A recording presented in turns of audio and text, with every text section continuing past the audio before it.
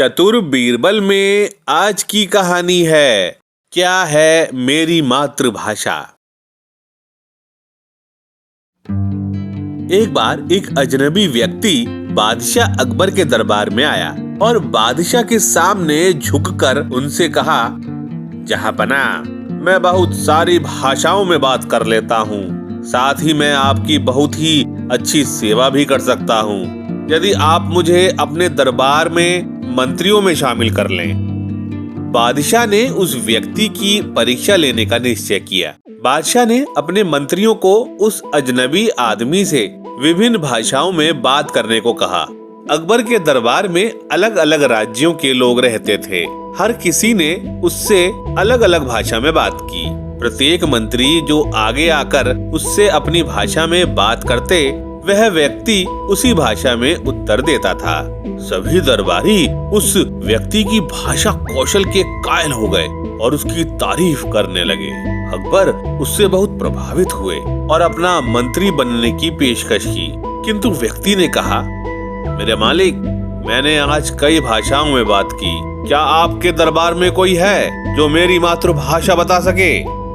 कई मंत्रियों ने उसकी मातृभाषा बताने की कोशिश की, परंतु असफल रहे। वह व्यक्ति मंत्रियों पर हंसने लगा। उसने कहा, मैंने यहाँ के बारे में सुना है कि इस राज्य में बुद्धिमान मंत्री रहते हैं, किंतु मुझे लगता है कि मैंने गलत सुना है। अकबर को बहुत शर्मिंदगी हुई। अकबर ने बीरबल से कहा, अब तुम ही कुछ करो बीरबल। बीरबल ने फिर उस व्यक्ति से कहा, मेरे दोस्त, आप थके लग रहे हैं। आपने निश्चय ही यहाँ दरबार तक आने में बहुत लंबा रास्ता तय किया है। कृपया आज आप आराम ही करें। मैं कल सुबह आपके प्रश्न का जवाब दे दूंगा। वास्तव में व्यक्ति बहुत थका हुआ था। उसने बादशाह से जाने की आज्ञा ली और चल दिया। उसने स्वादिष्ट खाना खाया और शाही अतिथि कक्ष में आराम करने चला गया। सभी मंत्रियों के जाने के बाद अकबर ने बीरबल से कहा, तुम इस व्यक्ति के प्रश्न का उत्तर कैसे दोगे?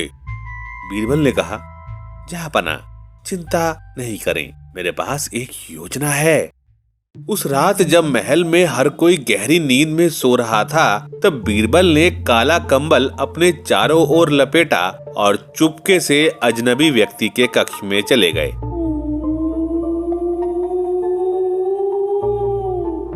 बीरबल ने घास की टहनी से व्यक्ति के कान में गुदगुदी की। व्यक्ति तुरंत उठ गया, किंतु जब उसने अंधेरे में काले शरीर वाला देखा तो उसने सोचा कि वह भूत है।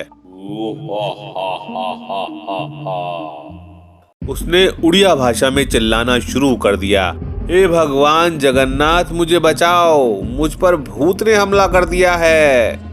अचानक बादशाह ने अपने मंत्रियों सहित कक्ष में प्रवेश किया।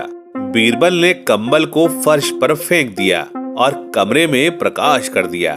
उन्होंने व्यक्ति से कहा, तो तुम उड़ीसा निवासी हो और तुम्हारी मातृभाषा उड़िया है, मैं सही कह रहा हूँ ना?